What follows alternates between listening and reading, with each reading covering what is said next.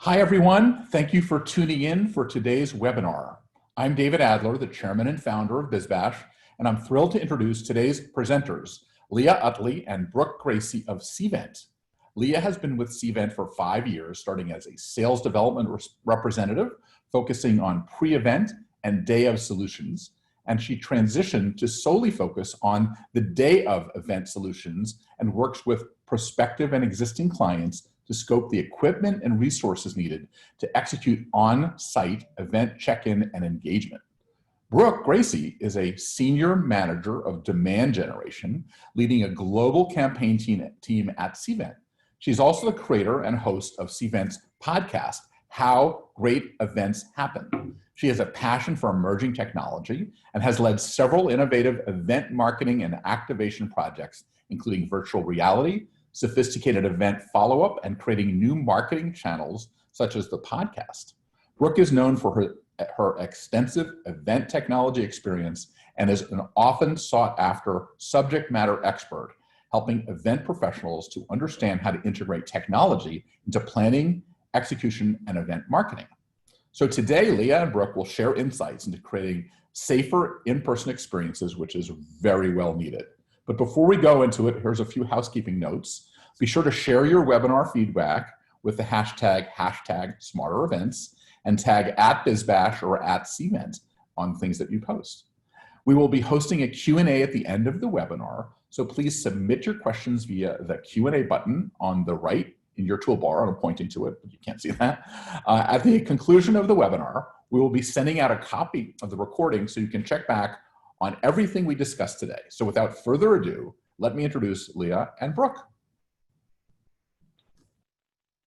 Perfect. We're super excited to be here, and we have an exciting agenda for you today, just discussing the future of in-person events. Here at Cvent, we're firm believers that while we have a clear focus on virtual to support driving our industry right now, we will always find our way back to in-person events because we crave that human connection. But the question is, how will our world change?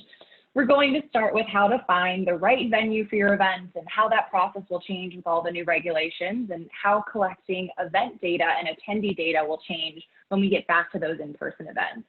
We'll also talk through how social distancing will impact room layouts and how to design and maximize the space with those regulations in mind. We'll touch on, no pun intended, I know that's cheesy, offering contactless solutions for check-in and how to manage room capacities to provide a safer event environment while still driving the value. Brooke will then run through her best practices on communicating with attendees at your event, and we'll finish up discussing how to facilitate safer on-site meetings. Now, Brooke, I believe you have a free giveaway for these delightful people, right? I know. I don't know why I'm the lucky one to be able to tell you guys about a special bonus because we're giving away free coffee today. And I don't know about you guys, but I can always use a free cup of coffee. There's actually going to be a brief survey at the end of this presentation. And we just ask that you give us your thoughts. And in return, we will give you a gift card for a free cup of coffee. And in advance, thank you very much for all of your feedback. Perfect. So the first thing of this process is going to be finding your venue when we get back to those in-person events. And the venue capacities and sourcing for those venues have completely changed. We almost need to forget everything we know about space requirements as social distancing is changing the game. A venue that used to fit 500 attendees may not anymore because of those requirements. The good news is that most venues are offering virtual site visits, and this option is growing quite rapidly as they offer more of a Google Street style view navigation. So you can utilize this when you can't visit a space in person. And even before COVID, we've seen this become more common because of the time and money associated with doing site visits.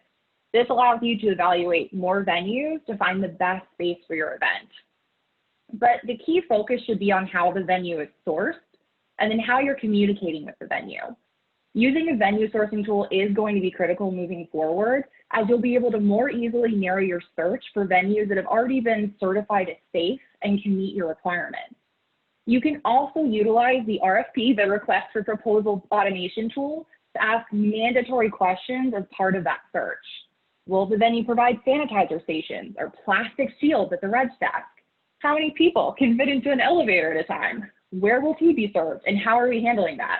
Obviously, we can't do the standard lunch buffet anymore. Are they putting directional stickers on the floor? All those little things. The other aspect that's going to be key here is protecting yourself from any future surprises. We know it's been difficult during the pandemic for venues and planners to find a middle ground as events are canceled and rescheduled. However, since you can add your own language into your RFP, you can add in language that covers you in the event of cancellation. And it's been successful as the venues who are responding to your RFP will already have viewed that language and agreed from these tools as part of the proposal. Lastly, the data from these tools is going to be vital moving forward for future negotiations as you continue to track your history of rates agreed upon with the venues and empower your team to become better negotiators for events to come.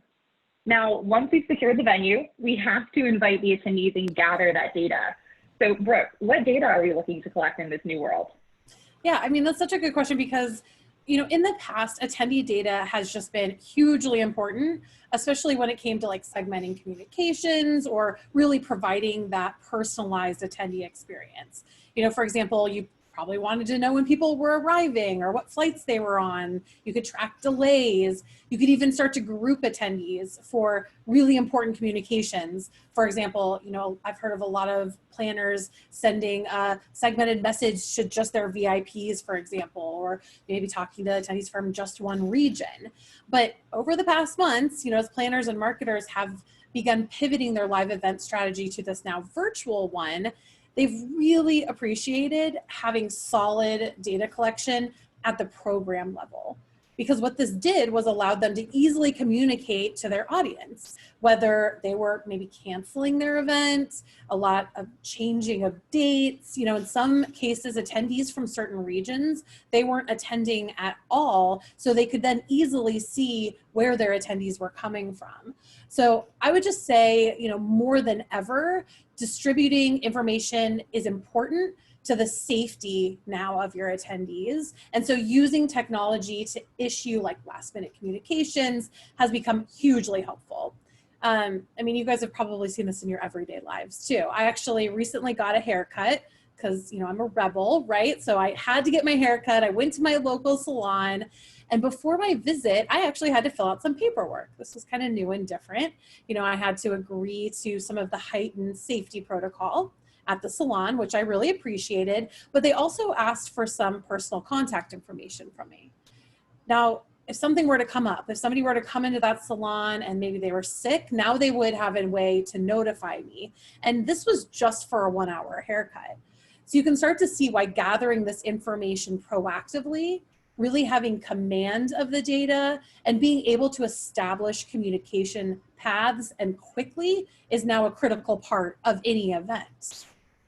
Also, when people are registering, they may be choosing the sessions that they want to attend if you're doing a hybrid or an in-person event. And so by allowing attendees to choose the sessions that they plan to attend and maybe adding capacity limits or wait lists, this is going to allow you to see which sessions are going to be really busy. You can communicate accordingly. You can make sure that you have enough room so everybody can be socially distanced. And you can really see where your bottlenecks may appear, which of course is going to be really key to planning for getting, again, that proper distancing. Now, Leah, on to you to talk a little bit more about the room layouts, because I know this is a really important piece. Exactly, right. And like Brooke said, this brings us to talking about those spaces and really maximizing the space that you have. Because now more than ever, as Brooke mentioned, space is a hot commodity. Where you had an event last year, you will have used a smaller square foot space for the same amount of attendees. If you already have your venue booked for your next event, you can look at mapping onto a floor plan in a scaled manner to ensure that you can meet those social distancing requirements. And when you think about this space, it's not just about the tables and the people that need to be 6 feet apart.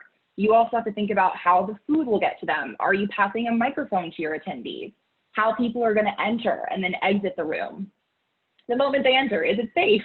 What obstacles are there to keep from that social distance? How will they get to the seat and then exit the room after that? And the big one, how do they get their water? I'm sure last year for the tables at your event, you just had crafts of water on the table. This year, you may have to do individual bottles and then a recycling area for that. And again, for the show floor, for those vendors and exhibitors, we need to ensure we're driving value for them in this post-COVID world. And to start, it is a challenge. So making sure you can map out the space to adhere to those social distancing rules is going to be key for that trade show floor and for any pre-scheduled exhibitor or sponsor meeting. I'll discuss how we can manage that in a little more detail later in the presentation, but all this means for now is that room layout tools like social tables have become vital to ensure you can visualize the space and flow of the event. And once you've planned all these rooms out and figured out the flow like we were talking about, you have to have a way to get them safely checked into the event. So Brooke, I think you have some tips there, right? Yes, we are killing it on the transitions today, Leah. Love it. So now I'm going to touch on going touchless. I like the joke at the beginning, Leah, so I'm going to say it again. But, you know, over the years, really the check-in process rate has become this hot spot for technology, you know, especially as event planners and event producers. You're looking for ways to streamline that check-in process because you want to avoid lines. You want to get people into the event as quickly as possible using technology. And that's really been the focus in recent years. But now, as we're exploring our way back to face-to-face events, there's this like other layer that we have to think about, which is reducing the contact between attendees. You guys are seeing this in coffee shops and airports today. Everybody touching that same iPad or check-in screen, that's no longer a best practice. But the thing is we still want this high-tech experience. This is the first impression of your in-person event. And as people are checking in, you're also gathering really valuable information. Things like, has their name changed? Has their title changed? A lot of times we're seeing consent forms now and all of those kinds of things that you need to get right as they're arriving. So bringing this check-in process to the individual's device, that's really going to be the future of in-person events. Bringing it to their phone with remote check-in or on-demand printing, this is really what we're going to start to see in the future, and we're seeing already today. People are likely going to be hypersensitive to not touching the same screens for a long time to come. So we really need to think about this as sort of a permanent piece of that in-person event. And overarchingly, it's just really about finding ways to infuse technology to create a more self-service approach. Tap and go, for example, when attendees are attending sessions. So rather than them having somebody scan each person in, they can scan themselves in.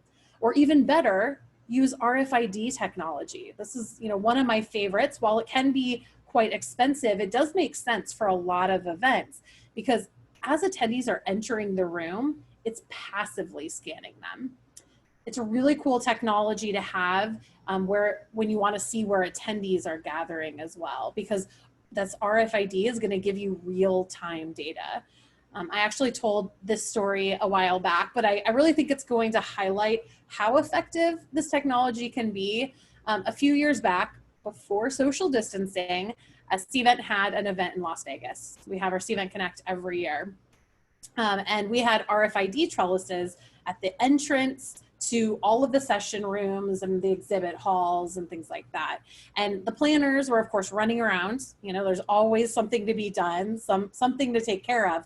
But they actually had real-time reports on their phones. It told them exactly how many people were in each room.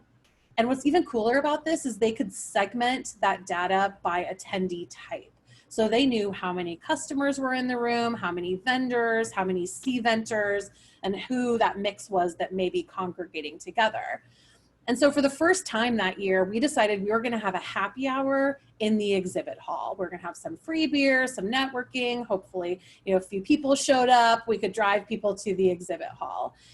But the planners could see, because they had this real-time data, that this happy hour was wildly more popular than they expected. And they were going to be running out of beer fast, but also they just had so many customers and prospects and vendors that they wanted to talk to. So with that data at their fingertips, they ordered some more beer, you know, crisis averted, but they also sent in some planner reinforcements, you know, just to make sure that everything was running smoothly. Now I know that we aren't hanging out at crowded happy hours anymore, but I do think that this story illustrates how to solve for this new problem that we have. which is social distancing. Because that same RFID technology can help you see where there's groups of people.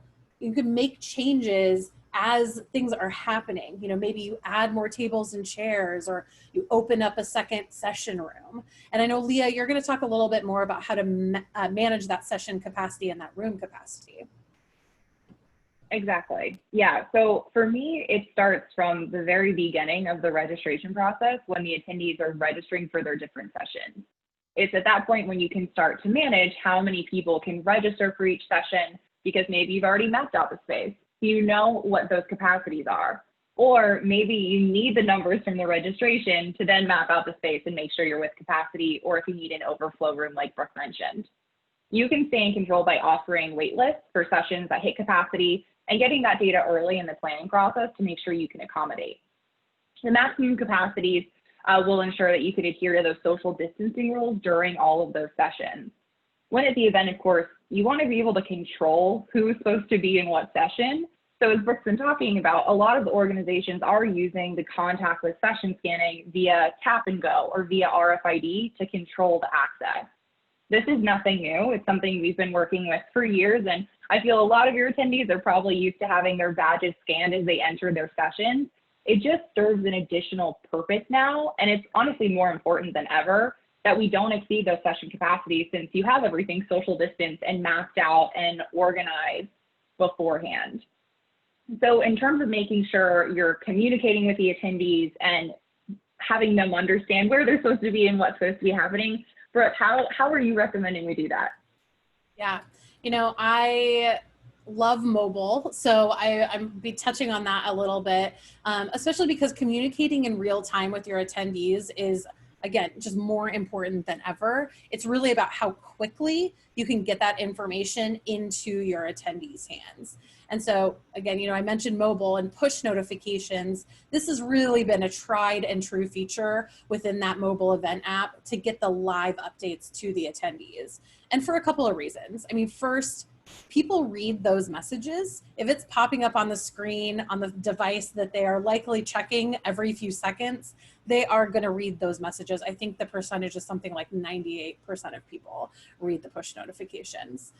But secondly, you can segment those messages again. So for example, if only your sponsors need to get an update about, you know, a sponsors brunch you're having, you can send it to just them. Or your staff, you know, maybe you have an important update that only your staff needs to know. You could send them a segmented push notification. Or of course, we've seen them used as sponsorship opportunities in the past as well. Within that dynamic mobile event guide, content too can be displayed or hidden based on the attendee type. So this is really good when you're disseminating information to your staff, to your speakers, to your sponsors. You know, you think about those that might need a little bit more detail because of what their role is in the event. When I was preparing for this webinar, I kept thinking about how cool it would be to have a section within your mobile event app that maybe only your staff could see, with detailed information about what to do if somebody became ill, or, you know, sort of that crisis management plan, because it'll be right there in the palm of their hands. And then on the same, you know, similar, but maybe for your attendees, you have a section of that app that is just displayed to your attendees about, you know, what kind of safe distancing or what you've put in place to make sure that everybody's safe at the event. You can even, you know, restrict content based on what region they're in. So a lot of examples there. Attendees are also using this device to access virtual content as well, which kind of came as a surprise to me, because like, who's going to watch a keynote on their mobile phone, you know, especially when you're talking about the hybrid events. But when I really thought about it, it kind of makes sense, right? Because this is normally where you would watch digital content. You know, if you're going to watch a TED Talk or YouTube video or something like that, you're likely pulling it up on your phone. Maybe you're casting it to your TV, or maybe you're using your iPad. But, you know, the mobile device really serves as a secondary and sometimes even a primary screen as your attendees are engaging with content virtually. So it's a really great way to communicate with them. And then, of course, communicating with one another, right? So the mobile app, with its native, or if it's a mobile web version, it helps to build this community around your event. The activity feeds or the social feeds are where attendees share their experiences. Everyone loves to take a selfie, right? They're going to post it there and become part of that conversation. And what's really great is then your attendees know who else is attending as well, and they can start to share contact information. So they don't necessarily, have to be face-to-face. They could be slightly social distance within the same event and share contact information using that technology. Of course, speaking of sharing contact information, it also makes me think about exhibitors and sponsors, right? Because of course they can get involved in the social feeds and activity feeds and become of the thought leadership part of the event, but they really came here to gather some leads, right? They have a goal that they're trying to meet, and they can actually use the mobile device to gather and qualify those leads right away. But what about, maybe even passive leads or hand raisers? So you're starting to see through virtual platforms where attendees can start to request information from exhibitors and sponsors, and exhibitors can start to share content, e-literature digitally, which makes a really nice addition to any event, whether it's in-person, hybrid, or virtual. And even with the lead capture scanning, this allows for, in-person events. They can gather contact information, but you can kind of stay at that safe distance. Now, Leah, I know you're going to talk a little bit more about how to approach those on-site attendee meetings, which is, of course, a huge part of any in-person event. Exactly. This is kind of looping back to what we mentioned earlier, giving you some more detail here. We want to be able to drive that value for those sponsors and exhibitors in this post-COVID world, whether it's an in-person event or a hybrid. Since the days of having that packed booth when you're going to an IMEX or something like that and people just rocking up to chat is basically gone, we need to have and rely on technology to manage those interactions. And this is where those preset appointments that Brooke was talking about will make up for any of that lost footfall. When you're using an appointments tool to manage this, you can control capacities, i.e. how many people are allowed to be at that booth or that area at any given time. You can also manage the timing of the interactions. In this case, maybe you're allocating more time for attendees to meet with exhibitors, knowing that there's going to be less interactions in that given block. It also, for attendee to attendee networking, will help drive that value as well. The attendees will have the ability to schedule an appointment, maybe choose a location or a table number, and then no one else can book that space during that time. The key of the success here is to release it before the event to allow them time to pre-schedule those meetings, but then also allow them to continue to book meetings on site.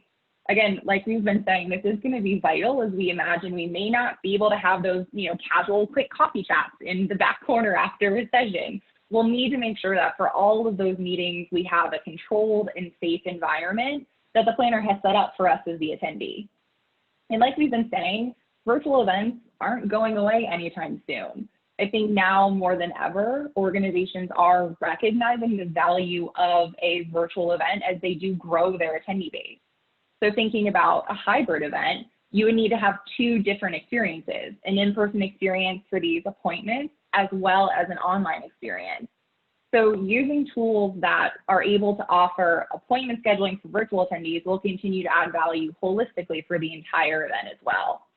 And I think we have some resources, Brooke, that can kind of talk through how to best facilitate this. For sure. I have tons of resources to share with you guys. Before I do that, I just want to remind you that Leah and I are going to be leaving a ton of time at the end here for questions.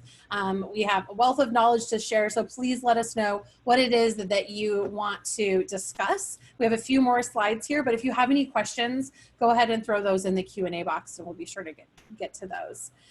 Okay, so resources. Now, over the past months, Cvent has been hard at work. We've been building a ton of content that we know you guys are needing, and you kind of need it now, right? So we've really focused on helping educate event professionals on how to execute all the different events, whether it's virtual or hybrid or going back to the in-person, because we know that is right around the corner. Now, we have a brand new ebook that's all about planning and executing virtual events. If you're thinking about doing this, that is a must read for you. And there's also this free white paper on some of the content that we reviewed today on safer in-person event experiences. It goes a little bit deeper. So if you want to continue that conversation, I'd recommend you taking a look at that white paper. Now, probably my favorite is that Cvent is offering free training and certification through August 31st. Now, I know that that is just around the corner. So if I had to guess, I would guess you're probably going to hear that that date is going to be extended. So stay tuned on that, but do not miss out on this offer because it's a free offer to get trained and certified. And what's awesome about this is there is an entire course on virtual events, and coming out this Friday, you'll be able to register for the new hybrid series as well. So really great for you guys, free for anyone. You want to check that out. And there's also a really big event right around the corner. Leah, I'll let you take the lead on this one. Well, my birthday is next Tuesday, so I'm sure that's what you're talking about. But just kidding. Sorry, guys. I'm a little cheesy. You may have seen our announcement that Cvent Connect will be virtual this year, taking place on August 25th and 26th. And while we are disappointed that we can't meet in person, we are so excited to bring the meetings and events community together for a fully virtual and fully live experience. And during these 2 days, you'll be able to hear directly from leaders about the industry's path forward. You can choose from 28 different live breakout sessions to participate in. You can meet new Cventers and leading industry partners, as well as industry experts. And I think the best part about this is it is 100% free for event professionals to join. So if you go to the cventconnect.com/virtual website, you can grab more information and you can register as well. We just launched the sessions this week, so if you do register, you'll be able to put together that schedule. And we do truly hope to see you there. It's going to be a great event, and we're very, very excited to have everyone there. Yeah, there's like 30,000 people registered for this right now or so. Yeah. I mean, it's a crazy amount of people. We're so excited. So you don't, if FOMO is anything for you guys, you're not going to want to miss this. 30,000 of your peers are already registered. So please join us next week. We're super excited. Absolutely. I think they're saying it's going to be the biggest congregation of event professionals in history. At least that's what Reggie, our CEO, has been saying. So we're pretty excited. And I think that that is all we have as far as slides are concerned today, but we certainly want to stick around and answer some questions for you guys. So please continue to send those in. And David, do we have any questions so far? Yes, we do. Can you hear me? We can, yeah. Okay, yeah. Good. I'm trying to put my video on so you can see me. I don't know if that'll happen. Brittany will get us set. One thing there's a bunch of questions, but I have a couple questions first, if you don't mind. Sure. What will you think in the back room of Cvent somewhere, there's somebody planning the idea of how we're going to deal with when testing comes into the system? The new saliva test could be coming out soon. There's in a lot of the organizations that I'm involved in, there are so many people who say that when the testing comes, the event industry could come back. What are your thoughts on how we're going to keep track of that? Because that sounds like an administrative nightmare that only a company like Cvent can fix. Man, Leah probably knows where all of the prototypes are at Cvent, but I will tell you that. Leah? Yeah, just a little bit. She has more control over the roadmap. Yeah, but you know, at the very beginning of all of this, I remember, you know, our head of product talking about the, you know, session scanning or scanning people into the event, including taking their temperature. Like the same device could do both. So I have to assume we're starting to think about some of those more interesting ways of testing to make sure everything is safe. But Leah, do you have anything you can share? Yeah, so a lot of the things that you mentioned are currently with our research and development team. We haven't 100% decided which direction we're going to go in, just depending on how the world continues to evolve. I think the nice thing, day that changes, right? Exactly, right. So there's no concrete plan, but I think it's definitely something that everyone is considering in the industry and how to remain safe. There's a lot of things right now that are available that are super encouraging, that aren't necessarily related to testing, but are related to the venue. We have some great examples, especially from venues that have already started to do live events, of how they're handling directional signals and masks gloves, hand sanitizer, plexiglass shields, and then how the venue staff has also been taking temperatures as people come in. So I think the first thing that planners should look to is the venue for information on how they're handling that, because that can direct how any on-site provider can help with that check-in experience and keep people safe. Great. On another question, and this is, I'm adding a little my twist to a little of the question, so I hope you don't mind.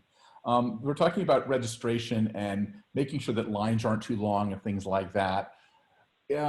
There's a lot of talk about how the pre-function area is going to be completely revolutionized, because you can't have people coming in at the same time.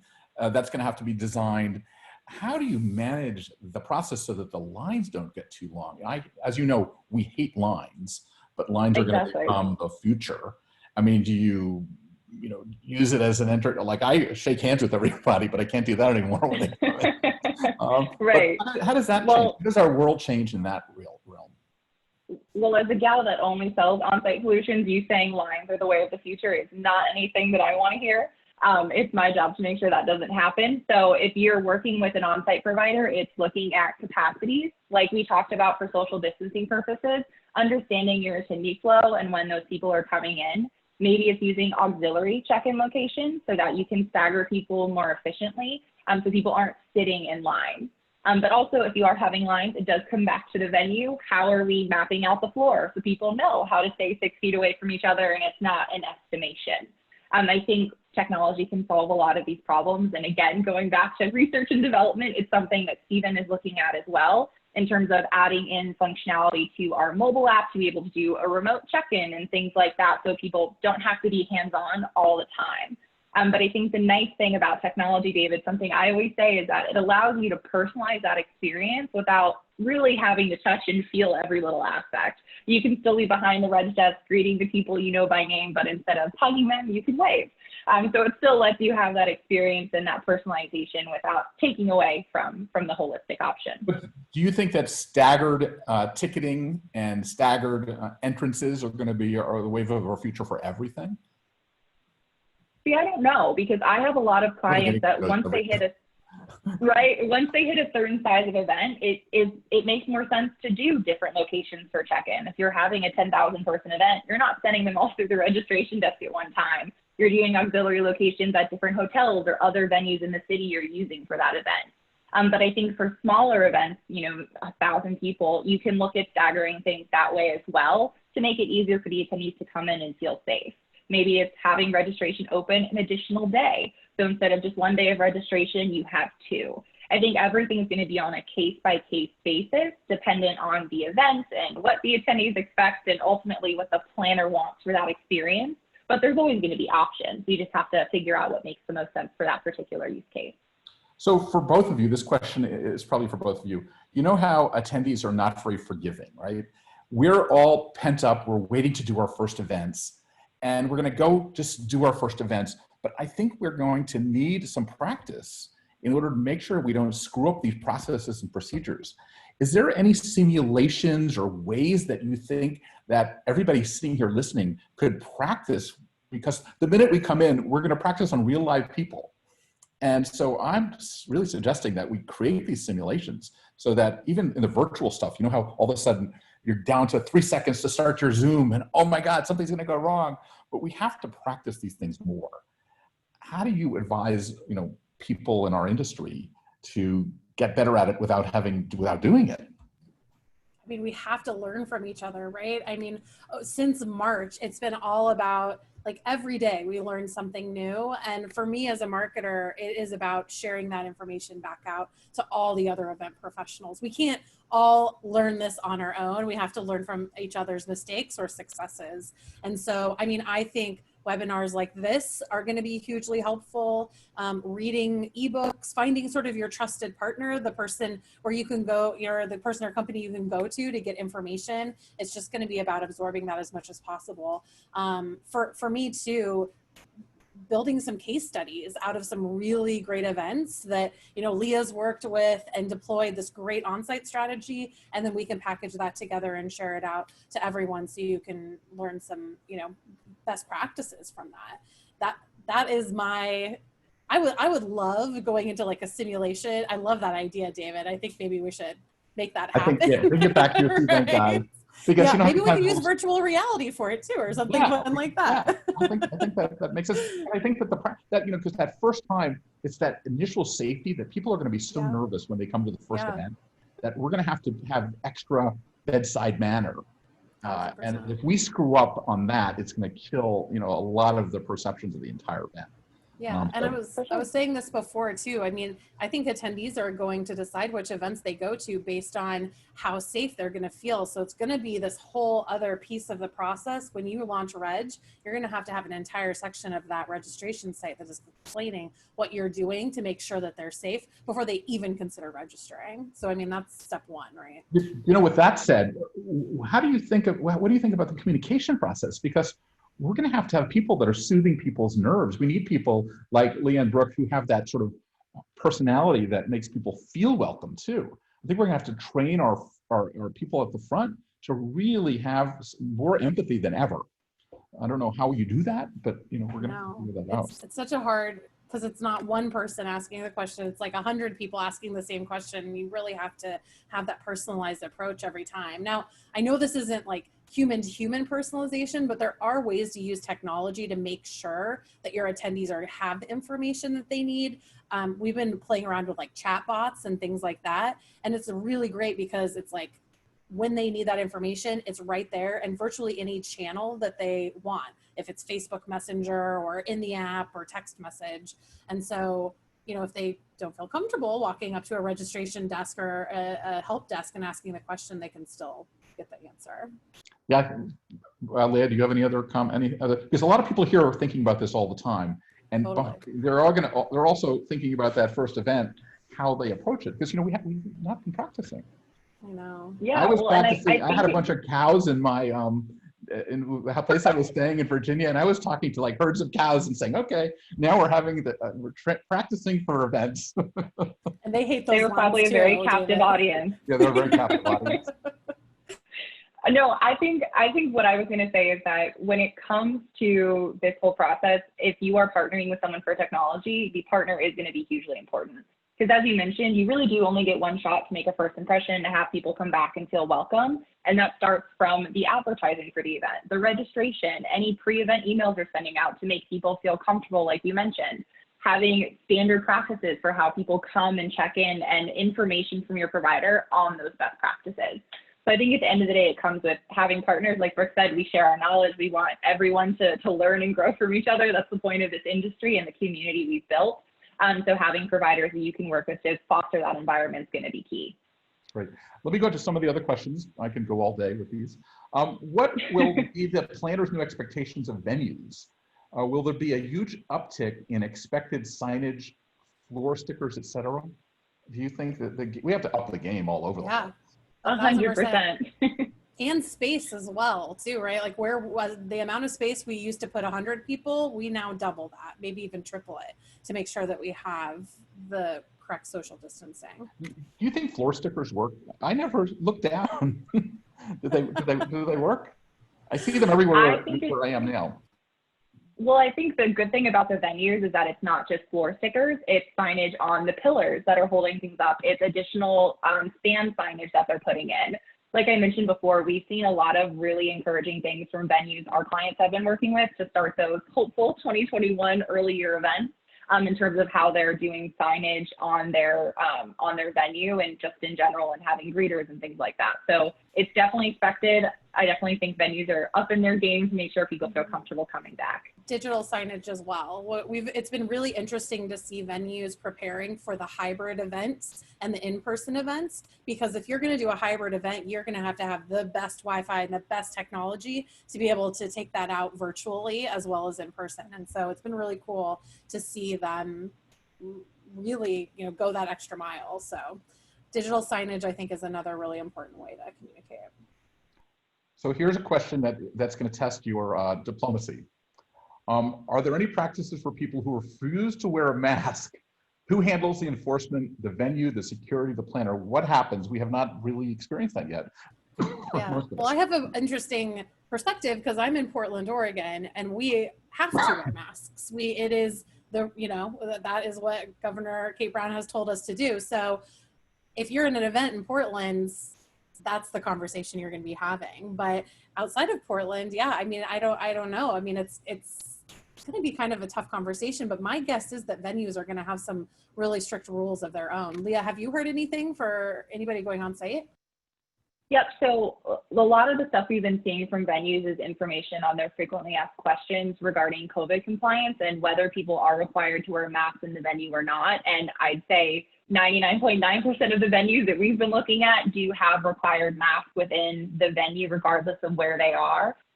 So the venue has put it in their terms of use regarding COVID that they have to wear a mask.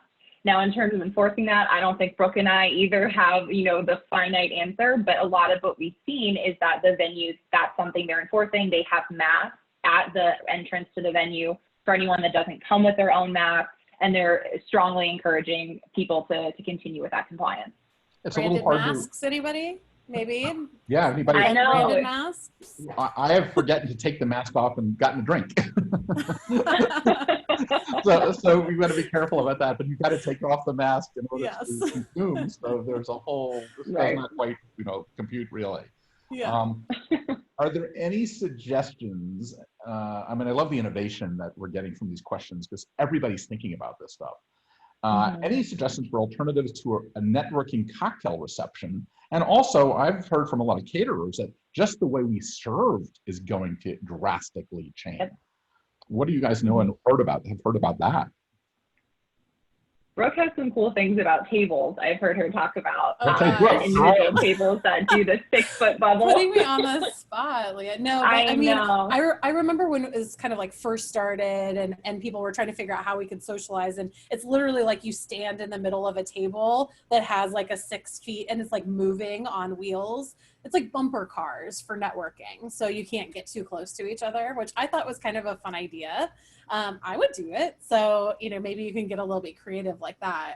I've also, when you were talking about serving, and I was thinking about food too, like food and beverage, I've heard a lot of people get really nervous about buffets going away, which +1, like Ray, I agree. We need the buffets at the events, but venues have gotten really, really creative about how they can continue to kind of like do like sort of a mix between plated and the buffet, so you can still have that as well. I went a little bit off topic, but Leah, any other? We're gonna lose the pig and blanket. Oh my God, no. Hey, maybe we'll do an appetizer box and that can be included in. You never know. Yes, that's a good idea. I like that. I've been very anti mashed potato bars. So if they go away, I'm no problem. We had a mashed potato bar at Connect 2 years ago and it was everything. Was it? But yeah, it was great. But I will say with the serving and things like that, for a lot of the restaurants, they've gotten incredibly creative. So with catering in terms of like individual little glasses or individual bottles for glasses of wine and things like that, so that people aren't like pouring from bottles and touching things and sharing things. So I think there are options, and the creative streak of our industry will kind of come into play here as we look for options to move forward with. Yeah, I've heard that the bartender has to make a drink in another location, and then someone brings it to the front of the bar. I mean, there's all these things, and then waiting online for the drink is going to be a whole different thing. And I mean, the whole world is turned upside down, I believe. Yeah. So let's look at some other questions here. How do we realistically boost in-person participation when companies are enabling travel restrictions for employees? I guess, how do we get more people? I mean, this is a little early, I think, perhaps, because I don't know if people are out there doing this yet, but what are some of your suggestions to get more people to come other than having great content and a real program? Well, I think, kind of what I was talking about earlier is being really transparent about how you are being safe so that people feel safe going there. But I'm going to be honest, David, I think it's hybrid events. I think we're going to see hybrid events for a very long time, because you're always going to have this kind of group of people who aren't going to want to go on site. And for you as a planner, just working on Connect next week, right? The amount of people we can reach is amazing. So doing that hybrid experience is going to be huge. So I've been doing hybrid events since Event Camp. I don't know if anyone has been involved in Event Camp back in like years and years ago.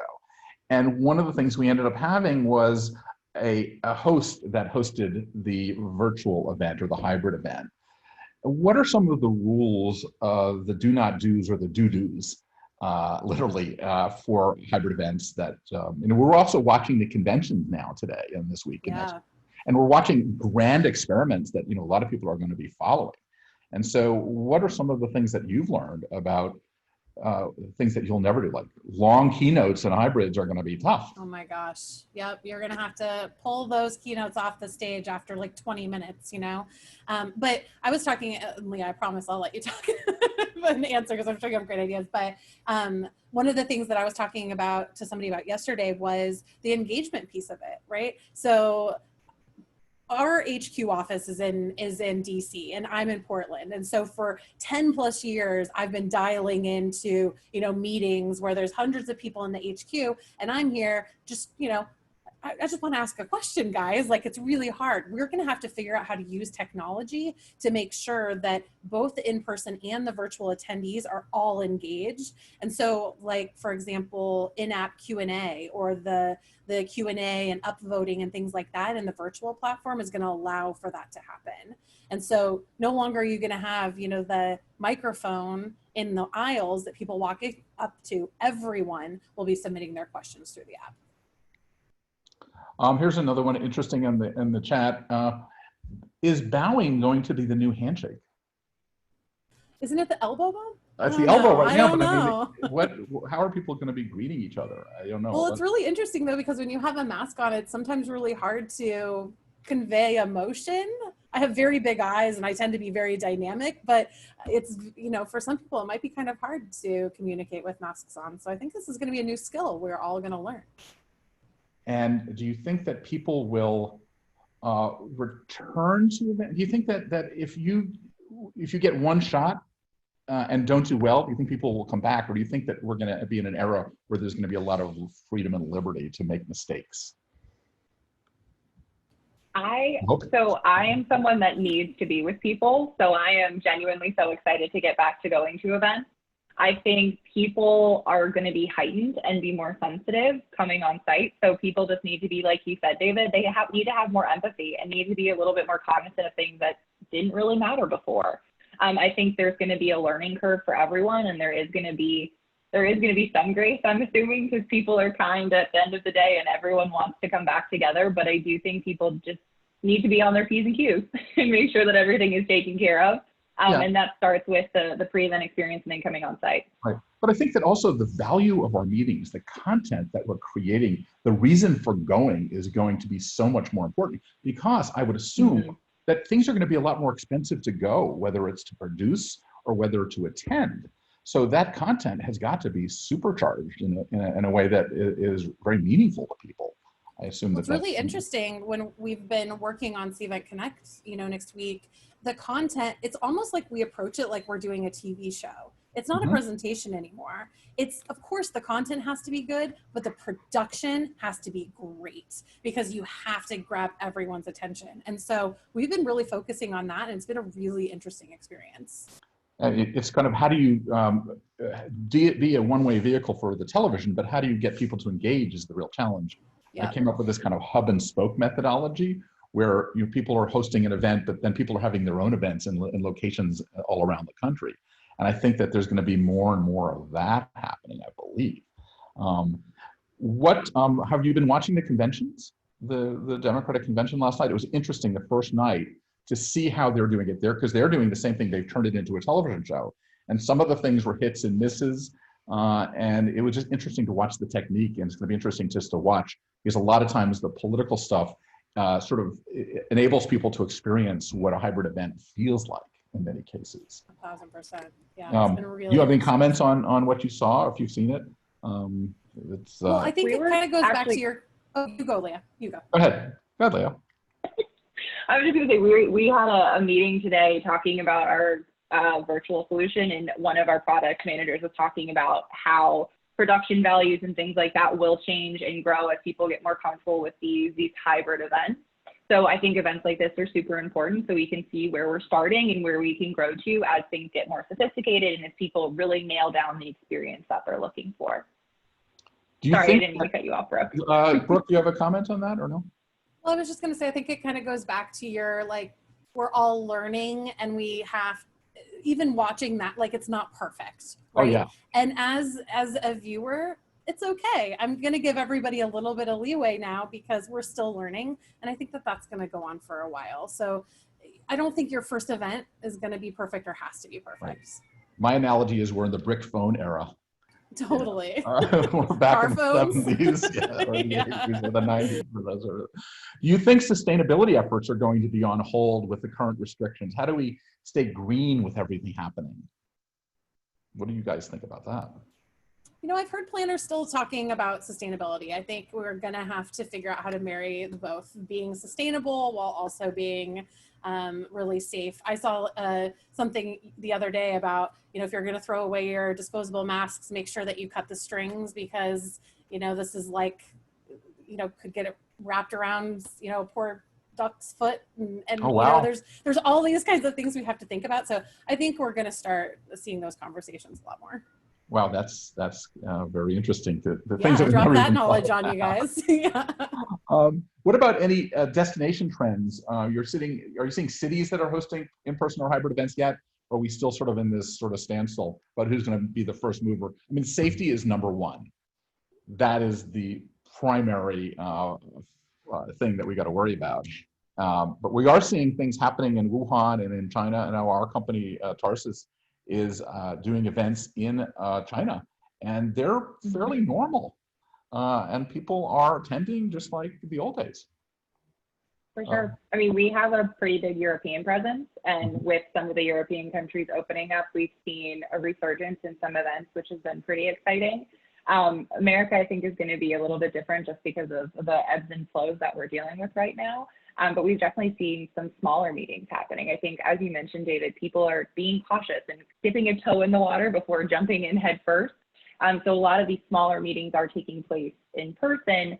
It really just depends on the state and then obviously the organization and their requirements. How do you deal with training the people that are the temp workers that are about to come back to service our events? We're training our own companies, but there's a lot of people that are on furlough, things like that, that need to get up to speed. So hopefully they're watching webinars like this so that they can just jump in as well.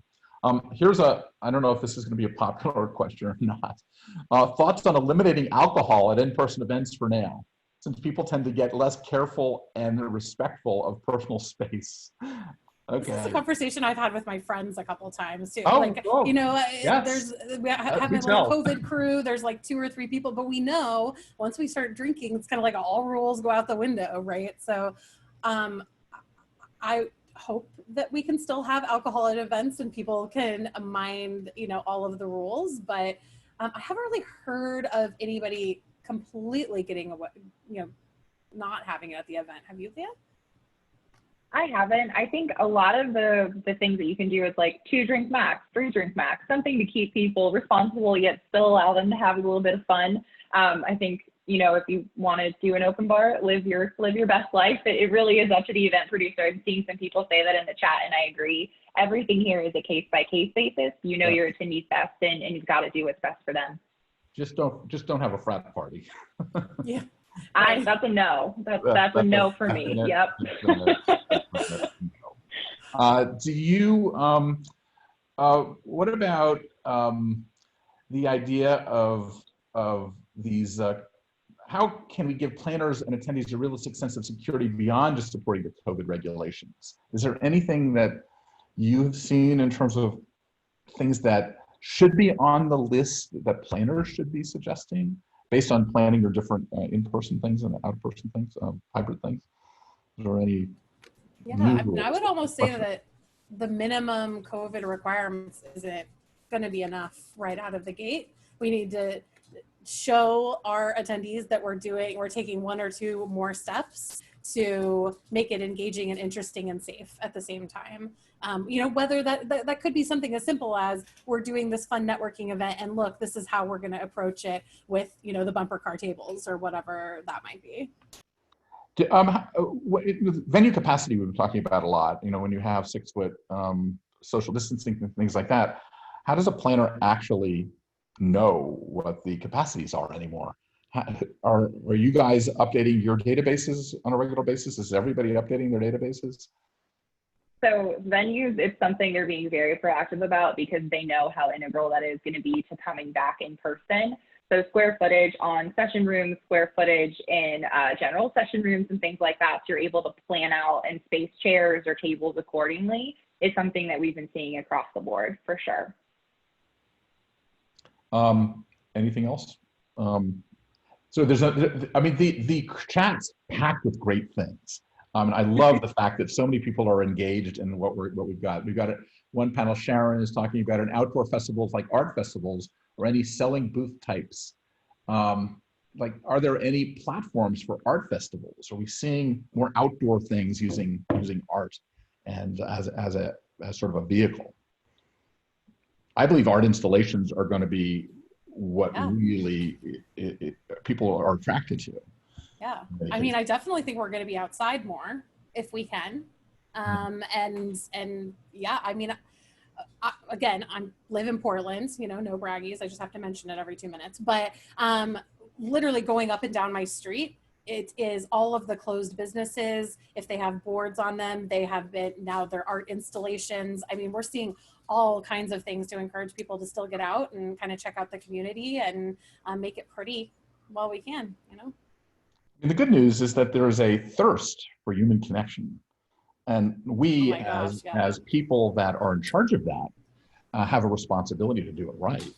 Yeah. In fact, I think that event organizers are really the new cultural officers in many of these companies, because a lot of the CEOs are now coming in and saying to the event person, you're the closest person to our audience and our team. What should we do? And you're finding that there's a new power in being an event organizer today, because you actually have, it's like you have your focus groups every single day with your customers. Yeah. And using this, if you just read your Cvent results and read the registration information, you know more about your customers than anybody could ever imagine. But we just need to read them. Yeah, I know. I mean, I'm seeing this a lot. The planners, we call it like having the seat at the table, right? Yes. Where your, you know, senior management team, your leaders in the organization are coming to you for advice about how you can continue to engage with your audiences. Because reality is we were spending what, 60-70% of our marketing budgets on live events, and that is where our lead volume was coming from. And so we can't just not do them. So we have to get creative. We have to figure out how to do it. And the planners and the marketers in these organizations are the source of truth. I mean, they're making all of the recommendations, you know, back to senior management. So it's really cool. That absolutely everywhere. They're actually, culture is now being driven by the event departments. Yeah. And here's the latest question I have, and we have a couple of minutes. What are people going to do with their holiday parties this year? Are there going to be holiday parties and be at least virtual ones? Do we need them? Is it part of the culture? When after 2008 and 9/11, I got all these people were canceling their holiday parties, and there was a huge backlash, because even if they didn't like going to them and complaining about them, they wanted to make sure that somebody had them, just so they can complain about them. Totally. So yeah, I mean, you could do it virtually and maybe send your employees a little gift card so they could order a pizza for themselves, or, you know, buy a beer. I definitely agree that the happy hours are going to be needed. I mean, Cvent, for the different teams, we do happy hours every other week, so everyone can still talk and chat like we would in the office. So I do agree it is going to be important, and like we said, just creative ways to make that happen. And you can use Cvent to create your holiday party. There you go. Well, I didn't want to shout that out, but yes, absolutely. We didn't plan to say that, I promise. Okay, so here's a problem. Here's a problem that is kind of unique. Like, whenever I go to pay on my Apple Pay and I use my iPhone, it doesn't recognize me because I'm in a mask. So have we seen the end of facial recognition technology when we need to wear masks when we walk into events? I mean, David, it would do that to me when I was wearing, you know, really crazy sunglasses, you know, back in the day. So I can't imagine that facial recognition technology is going anywhere, but I don't know. Leah, are you plugged into that? Have you heard anything? Say for events, I mean, for events in general, doing facial recognition for check-in is difficult just because of the bandwidth required to facilitate something like that on site. There have been people that have successfully done it, but it incredibly expensive. So it's not something we've seen to be the norm for events by any stretch of the imagination. So I think moving forward, I mean, facial recognition will still obviously be developed because that's what technology does. It continues to move. But it's not something probably that would be front and center for a lot of people if we are wearing masks, you know, for the next year or so. But hopefully the world gets back to normal and we can continue to do fun things like that. Great. So we're almost at the end. Do you have any wrap-up comments that you guys would like to make? And then I'll say something and we'll get ready for the next webinar that we're going to do. I mean, this isn't anything except that I keep looking at the chat and you have the best audience. They have such a great ideas. I feel like we need to gather all this information and get it out to everybody. But I mean, I just want to say thank you to everyone who showed up, and I can't wait to read through this chat later. Oh yeah, this chat is incredible. We have the best audience in the world. Leah, any final comments? We appreciate your time and your attention. And like Brooke mentioned, the chat's been blowing up with really fun ideas in terms of sustainability too. So again, excited to read that and see what people are coming up with. Fantastic. And see you at Cvent Connect. Cvent Connect. And I wanted to say thank you to everybody. I want to thank all the people that have been involved on the front lines and the people that are keeping us safe. We have to appreciate that. We realize that we are in an industry that is suffering greatly because of what is going on, and we're going to be patient.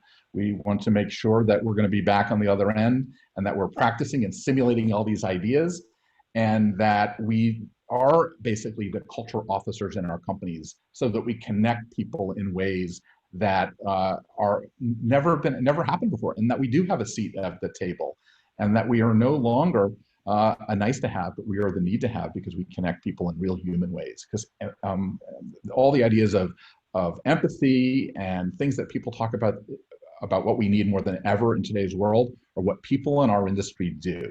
So I wanted to thank everybody for being so empathetic about what they do every day. With that, I thank everybody. We will record this and send it to people if you want. And thank you guys, you were fabulous. And we'll do it again soon. Thank you. Thanks Bye, everyone. everyone. Have a great day. Bye now.